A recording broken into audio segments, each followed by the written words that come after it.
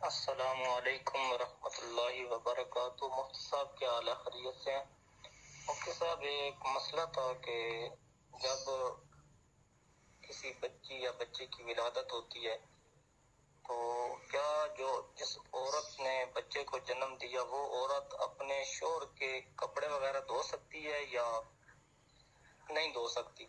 کیونکہ کچھ عورتیں اس طرح کہتی ہیں کہ 20 دن 25 دن عورت کپڑے نہیں دھو سکتی، اور جو عورت نے کپڑے پہنے ہوئے ہیں وہ بھی تقریباً ان کو جب 40 دن گزر جائیں تو اس کے بعد ان کو شرط دینی پڑتی ہے، پاک کرنے پڑتے ہیں۔ کیا اس طرح کوئی مسئلہ ہے؟ اللہ پاک آپ کی عمر دراز فرمائے۔ جی وعلیکم السلام ورحمۃ اللہ وبرکاتہ۔ آمین۔ اللہ رب العزت آپ کو بھی عمر خضری عطا فرمائے۔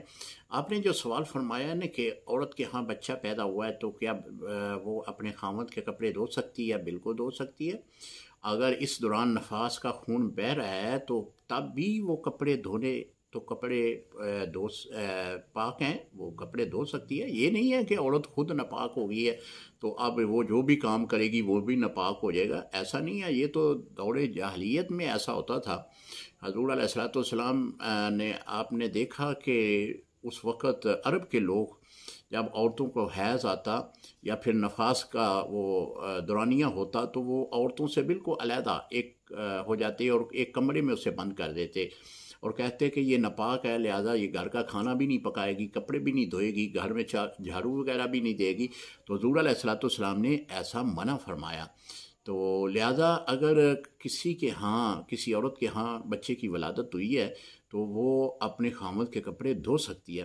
لیکن اگر وہ ولادت کا معاملہ ہوتا ہے، بعض عورتیں جو ہیں وہ اس پیدائش کے مرحلے کے بعد ان کے اندر سخت نہیں ہوتی۔ اطباء حضرات نے لکھا ہے کہ جسم جو ہے وہ نازک ہو جاتا ہے، تو اس بنا پہ اگر کوئی نہیں عورت کر سکتی تو کوئی مذائقہ نہیں، نہ کرے، لیکن شرعی طور پر اس پر کوئی پابندی نہیں ہے۔ السلام علیکم ورحمۃ اللہ وبرکاتہ۔